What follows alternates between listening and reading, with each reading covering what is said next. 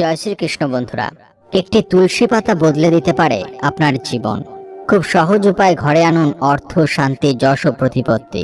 বৃহস্পতিবার মাত্র 3টি তুলসী পাতা দিয়ে এই একটি কাজ অবশ্যই করুন। সর্ব কাজে সফলতা পাবেন। আর্থিক সমস্যা হোক কিংবা মানসিক অশান্তি, সমস্ত প্রকার সমস্যা দূর করবে এই কাজটি। জ্যোতিষশাস্ত্র মতে কোনো ব্যক্তির কুষ্ঠিতে নবগ্রহ দোষ থাকলে তাদের প্রত্যেক বৃহস্পতিবার এই 3টি তুলসী পাতার উপাচার অবশ্যই করা উচিত। তাই তুলসী পাতার সহজ একটি উপাচার দিয়েই হতে পারে নানা সমস্যার সমাধান। তাই সম্পূর্ণ জানতে আজকের এই ভিডিওটি অবশ্যই মনোযোগ সহকারে শেষ পর্যন্ত দেখুন। বন্ধুরা, ভিডিওটিতে এগোনোর আগে আপনাদের কাছে একটু অনুরোধ রাখছি, আপনারা যদি এই চ্যানেলে প্রথমবার এসে থাকেন তাহলে অবশ্যই চ্যানেলটি সাবস্ক্রাইব করবেন এবং বেল বাটনটি অন করে দেবেন, যাতে সমস্ত ভিডিওর নোটিফিকেশন আপনার কাছে পৌঁছে যায়। এবং কমেন্টে জয় শ্রীকৃষ্ণ লিখতে ভুলবেন না। বন্ধুরা, আমাদের ধর্মে তুলসী গাছকে অত্যন্ত পবিত্র বলে মনে করা হয়। এমন কোনো বাড়ি নেই যে বাড়িতে তুলসী গাছ নেই। আমাদের শাস্ত্রে তুলসী গাছকে দেবী হিসাবে বর্ণনা করা হয়। তাই আমরা আমাদের বাড়ির বিশেষ স্থানে বেদি নির্মাণ করে তুলসী দেবীকে প্রতিষ্ঠা করি। যে কোনো পবিত্র কাজে তুলসী পাতাকে ব্যবহার করা হয়।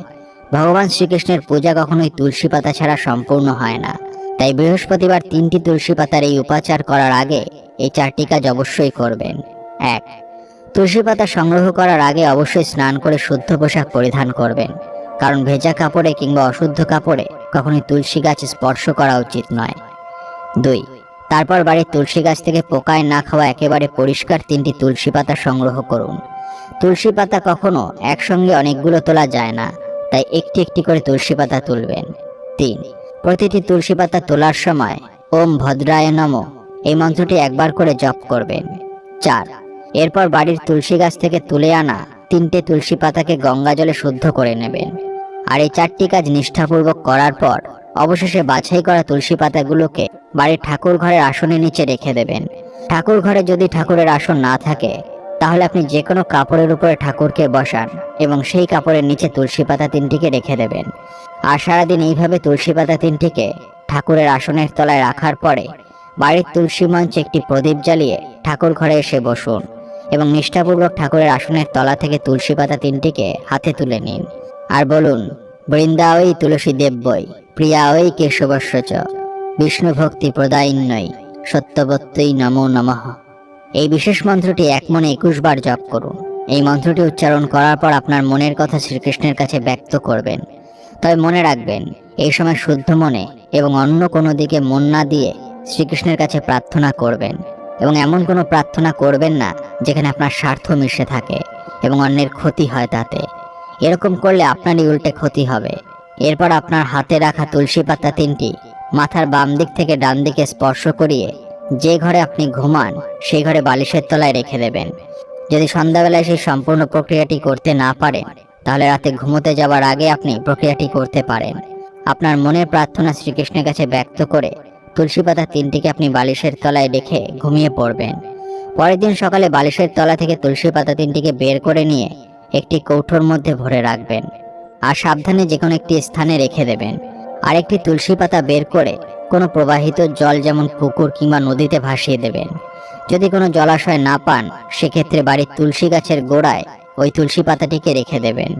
আর সর্বশেষ তুলসী পাতাটি ভালো করে ধুয়ে শ্রীকৃষ্ণের নাম নিয়ে খেয়ে নিন। আসুন এবার জেনে নেওয়া যাক এই উপাচার যে ব্যক্তি প্রতি বৃহস্পতিবার করবে তার জীবনে কি কি শুভফল ঘটবে। এর ফলে প্রচুর পরিমাণে ধন দৌলত বাড়তে পারে। জীবনে আটকে থাকা যে কোনো কাজ সম্পূর্ণ হওয়ার সম্ভাবনা রয়েছে।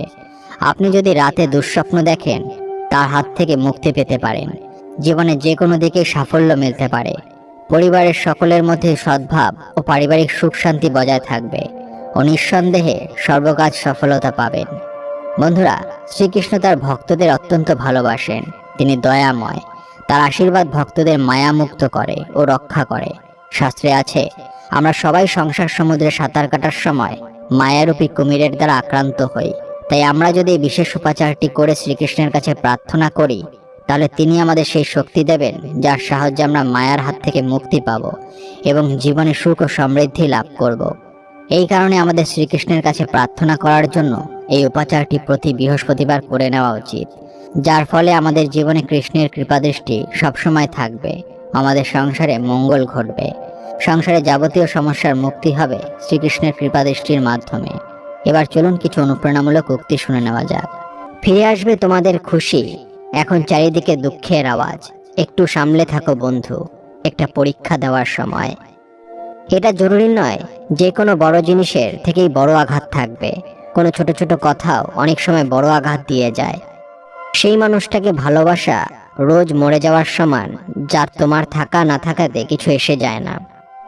আমরা যার জন্য সমস্ত সীমা ভেঙে দিতে পারি, সেই মানুষটাই আমাদেরকে আমাদের সীমার মধ্যে থাকা শিখিয়ে দেয়।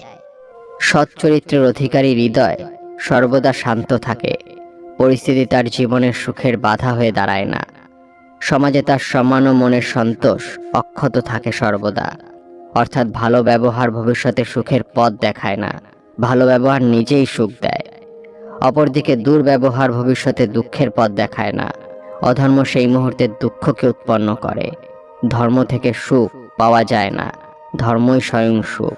প্রশংসা তুমি যত ইচ্ছা করো, কিন্তু অপমান ভেবেচিন্তে করো। জীবনে কারো ক্ষতি করার আগে একবার ভেবে নেবেন, আজ আপনি যার ক্ষতি করছেন, কেউ একদিন আপনার এর চেয়েও বেশি ক্ষতি করতে পারে। প্রত্যেক মেয়েই চায় এমন একজনের সাথে বিয়ে হোক যে তাকে বাবার চেয়েও বেশি ভালোবাসবে। মানুষের সবচেয়ে বড় পিছুটান হলো মায়া। এ জগতে খুব কম মানুষই আছে যারা মায়া অতিক্রম করতে পারে। যারা উপরে ভদ্রতা দেখায়, সমাজে ভদ্রতার মুখোশ পরে থাকে, তারাই খারাপ কাজ করে, আর দোষ পড়ে সত্য কথা বলা স্পষ্টবাদী মানুষগুলোর উপরে। নিজের বিরুদ্ধে কথাগুলো চুপচাপ থেকে শুধু শুনে যাও, বিশ্বাস রেখো সময় নিশ্চয়ই এর জবাব দেবে। কিছু মুহূর্তের রাগের জন্য ভালোবাসার সম্পর্ক নষ্ট হয়ে যায়। ফিরে আসবে তোমাদের খুশি, এখন চারিদিকে দুঃখের আওয়াজ, একটু সামলে থাকো বন্ধু, একটা পরীক্ষা দেওয়ার সময়। এটা জরুরি নয় যে কোনো বড় জিনিসের থেকেই বড় আঘাত থাকবে, কোনো ছোট ছোট কথাও অনেক সময় বড় আঘাত দিয়ে যায়। সেই মানুষটাকে ভালোবাসা রোজ মরে যাওয়ার সমান, যার তোমার থাকা না থাকাতে কিছু এসে যায় না। আমরা যার জন্য সমস্ত সীমা ভেঙে দিতে পারি, সেই মানুষটাই আমাদেরকে আমাদের সীমার মধ্যে থাকা শিখিয়ে দেয়। সৎ চরিত্রের অধিকারী হৃদয় সর্বদা শান্ত থাকে, পরিস্থিতি তার জীবনের সুখের বাধা হয়ে দাঁড়ায় না। সমাজে তার সম্মান ও মনের সন্তোষ অক্ষত থাকে সর্বদা। অর্থাৎ ভালো ব্যবহার ভবিষ্যতে সুখের পথ দেখায় না, ভালো ব্যবহার নিজেই সুখ দেয়। অপরদিকে দুর্ব্যবহার ভবিষ্যতে দুঃখের পথ দেখায় না, অধর্ম সেই মুহূর্তে দুঃখকে উৎপন্ন করে। ধর্ম থেকে সুখ পাওয়া যায় না, ধর্মই স্বয়ং সুখ। বন্ধুরা, ভিডিওটি দেখে যদি ভালো লাগে তাহলে অবশ্যই একটি লাইক করবেন এবং সবাইকে শেয়ার করবেন, যাতে তারাও ভিডিওটি দেখে উপকৃত হয়।